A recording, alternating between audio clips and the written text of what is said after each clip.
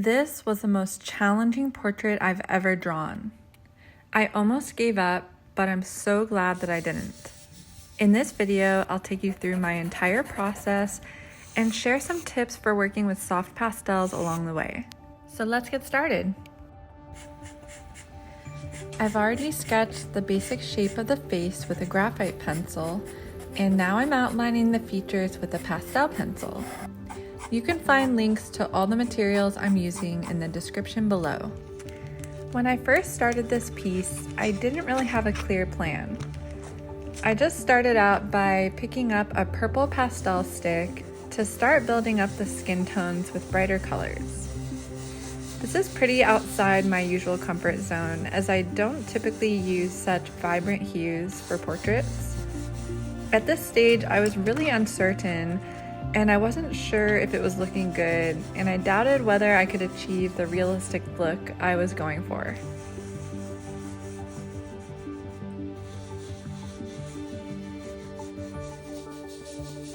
To blend this pastel layer, I'm using my fingers. I'm wearing a nitrile glove to protect the paper from the oils in my skin, which can affect the texture and blending. This method of using a gloved hand works really well with this particular paper. It allows for smooth blending without compromising the quality of the surface, and it's become one of my go-to techniques when working with soft pastels. Next, I'm focusing on the eyes. I'll finish the skin later. If you've followed me for a while, you know I usually work with colored pencils, and I tend to focus on small, realistic drawings. I always start with the eyes in a portrait because they're the focal point. They help bring the entire piece to life.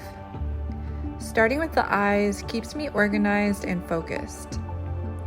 But with this piece, I was struggling a little to get the eyes just right, so eventually I decided to keep working on the skin and come back to the eyes later when I felt more confident.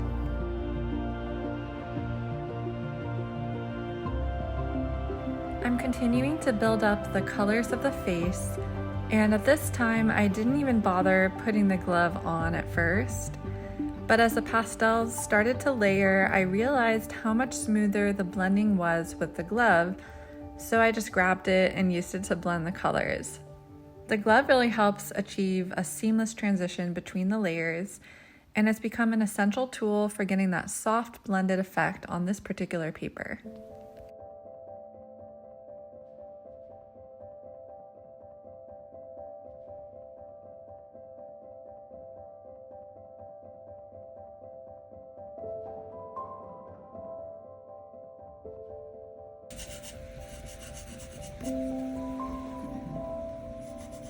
Something I realized while experimenting with pastels is that charcoal is an amazing way to achieve intense deep blacks, like I'm doing here with the eyelashes and eyebrows.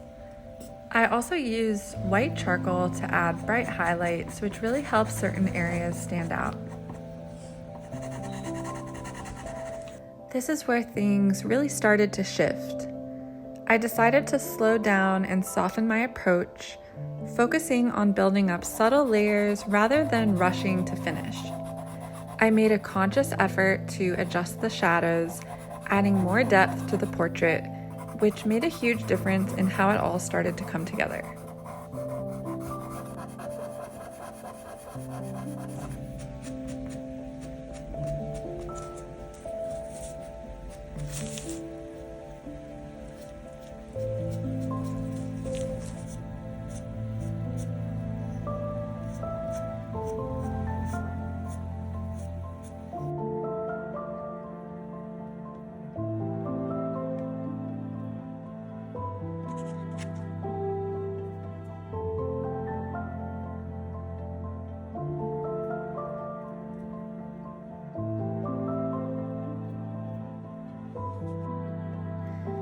I was really nervous to do the hair because I didn't want to ruin all the hard work I had already put into the face. The details were starting to come together so nicely, and I was worried that by adding the hair, it would throw everything off. It felt like such a big step, and I didn't want to risk losing the balance I had already created.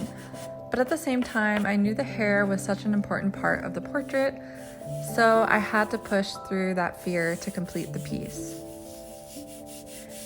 I started by applying a base layer of the pastel sticks of yellows and oranges on the left side of the face, using my fingers to blend and create a soft base. Once that was set, I carefully added more specific hair details using the pastel pencils.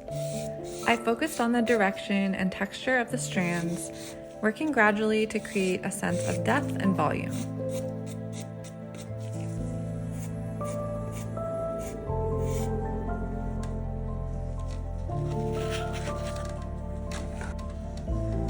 The right side of her face had more of those cool blue and purple tones, so I followed a similar process as I did on the left side, but I switched up the color palette to match the new hues. I started with a soft base layer of cool blue, building up the shadows and highlights to create the subtle contrast. To create realistic strands of hair, I'm using a sharp white charcoal pencil to carefully draw in individual hairs, focusing on areas where the light would naturally hit.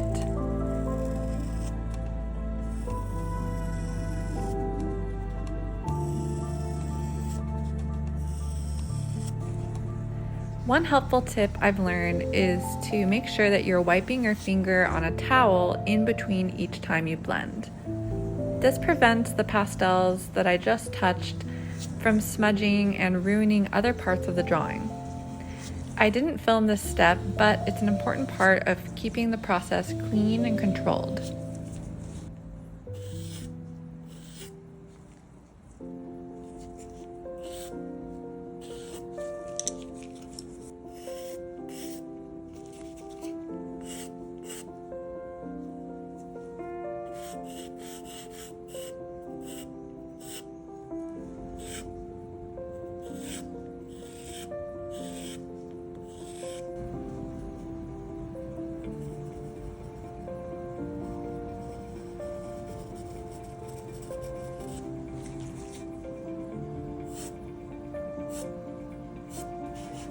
For the background, I initially considered leaving it plain with just the white paper, but I decided to go for something a little bit more dramatic and bold.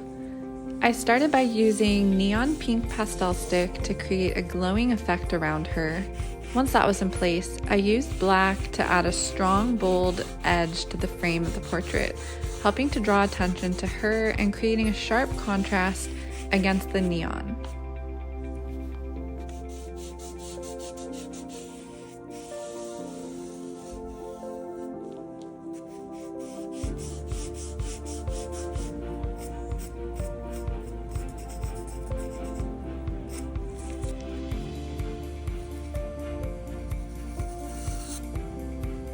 Looking back, I'm so glad that I didn't give up.